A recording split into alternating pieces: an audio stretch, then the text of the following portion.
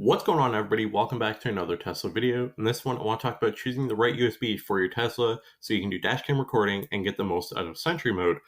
There are a wide range of USB flash drives, but selecting the wrong one can create problems. So, for example, this is actually a newer Tesla Era pop-up message. The USB drive is too slow to save. So, throughout this video, we're going to look at four main options so you won't have this problem or others going forward in the future. The first part I want to look at is the basic requirements. Anything greater than these values, obviously the better, but this is the absolute basic that you should have. So a capacity larger than 32 gigs, generally the larger the drive, the longer it'll last. Your write speed should be 20 megabytes per second or better. USB 2.0 will work fine, but I personally recommend USB 3 or 3.1. So those are your basic requirements. Let's look at capacity a little bit more in depth. So for every 1 minute of recording, your front camera will use 30 megabytes. The two repeaters, which are your side cameras, will use 22 megabytes. Altogether, you're looking at roughly 74 megs per minute.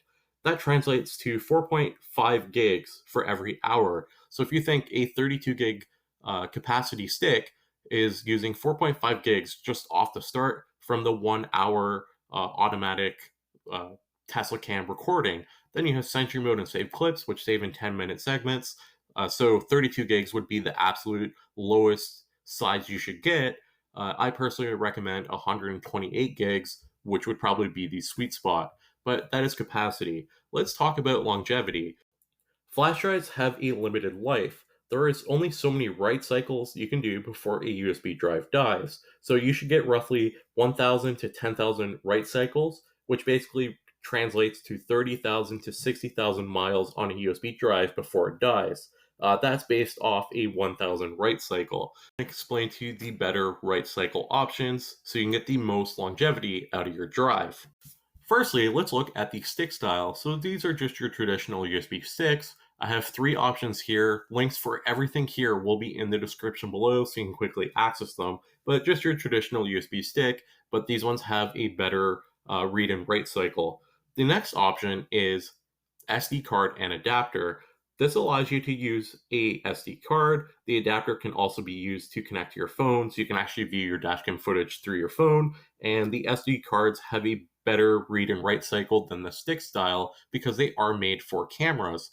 But with this, you need to buy a card reader as well as a SD card. The SD card goes into the card reader, and the card reader plugs in through USB into your car. So SD card and adapter is better than the stick style, but it does cost a little bit more money. The third option I want to talk about is solid state drives. You need to make sure it does not exceed Tesla's peak power consumption, but the solid state drive does have built-in tech to help it extend the life of the drive based on how and where it stores data. The solid state drive option is obviously the best out of the three I'm showing so far. However, it is also the most costly. The drive sizes go 250 gigs plus, 500 gigs plus, so you won't have to format it that frequently. Last but not least, I want to talk about my favorite option, the Raspberry Pi. It is a small computer that acts like a USB stick. It uses an SD card, so you get all the advantages that the SD card had that I listed off previously. The really cool thing about this is you can have it so it automatically uploads your files. So the minute I come home, my car connects to Wi-Fi, my dashcam footage is automatically uploaded to my server. I will have a video specifically how to set this up in the next couple of days, but out of all the four options, this is obviously the most tech advanced because it requires some computer knowledge. So between the four, the solid state drive is probably the easiest and the longest lasting, but it is also the most expensive. But if you have a little bit of tech savvy and you want to follow my Raspberry Pi video that's coming out, then I would go with the Raspberry Pi. Just keep in mind with the Raspberry Pi, you need to make sure it is a Pi Zero W. I will have a link to it in the description below. So hopefully this video helps you decide which USB to buy for your car. If you bought one already or you're planning to buy one, let me know in the comments below which one are you going with. Are you going with the stick style, the SD card and adapter, SSD drive, or the Raspberry Pi? Again, hopefully this helped you.